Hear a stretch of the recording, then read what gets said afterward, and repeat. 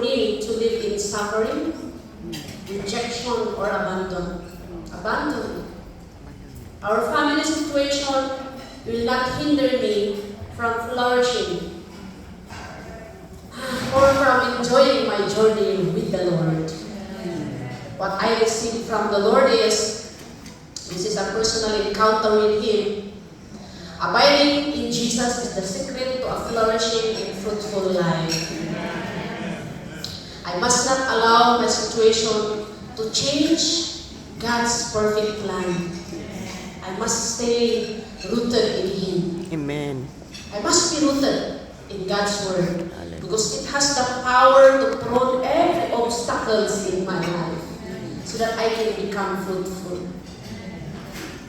So, let us not be distracted by the things of this world, but instead, stay connected to our powerful God.